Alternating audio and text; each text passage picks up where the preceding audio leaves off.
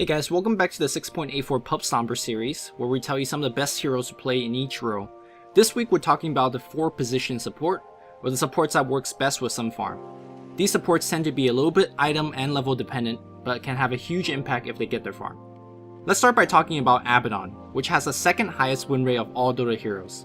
Despite being a melee hero, he's actually an annoying laner if paired with tower divers such as Undying, Weaver, or Spirit Breaker. Since he can remove disables and provide heal, he can get his allies a ton of unexpected kills early on. Abaddon is best in lineup that group up and push early, since his first 2 abilities do an excellent job in sustaining against enemy harass. The true strength of the hero is the versatility of his items. Any team-oriented item can be purchased, ranging from things like Arcane, Urn, Mech, Medallion, Vlad's, Lotus Orb, etc, etc. Even though he doesn't farm well at all, the income that you earn from knocking down towers should fund a bunch of these pushing items, making pushing for even more towers a cinch. Lastly, he could easily walk into the enemy jungle to ward and provide vision for your next push, and he probably won't die thanks to borrow time. Look to push towers in the 15 to 20 minute mark and start high grounding about 30 minutes in. Silencer is a pure teamfight support, sitting at the 12th highest win rate of all heroes. Even without a reliable disable, Last Word and Glaive Harass could be pretty mean in the laning stage. He's an excellent ganker during the early to mid stages of the game, since it's completely okay to use Global to get a key kill on the enemy mids or safe lane. Unlike most supports, Silencer gets stronger as the game goes on, since they generally work towards Aghanim's and then Refresh Orb.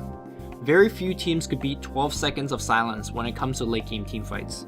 With that said, I think Silencer is probably one of the hardest support heroes to play well, since he doesn't have a hard disable, he's very squishy, and he kills creeps extremely slowly.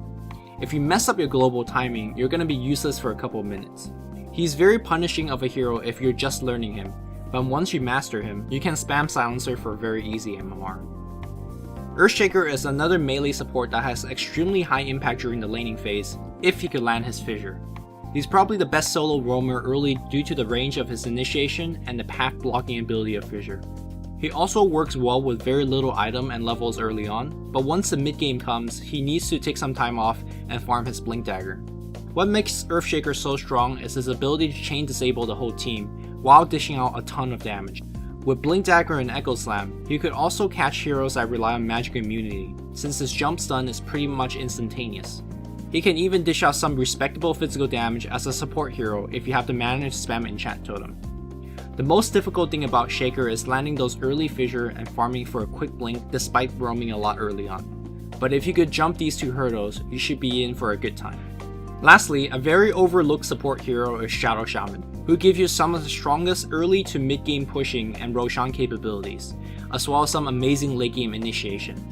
He's a very greedy support since he needs a lot of levels and items, but he could get it fairly easily thanks to the fact that he could farm waves and push towers easily. The early game will be the most difficult phase for him, since he's very slow and fragile, and he will also have very little mana regen. Stick to the lane or pooling to get yourself some experience, and as soon as you hit level 6, start initiating a push in your lane. You can snowball from that point on, grabbing arcanes for mana and working towards a Blink Dagger for ganks. Like all other 4 position supports, after his core item, start looking towards what your team needs. And items such as Force Staff, Yules, or even Medallion become excellent choices. With that, we're all done with the greedier support this week, and next week we're looking at the 5 position support. Let me know what supports have been working for you in your pub games, and of course let me know what supports you think I should include in the next week's video regarding the sacrificial supports. Until next time, this is Luminous, and we are signing off. GG guys.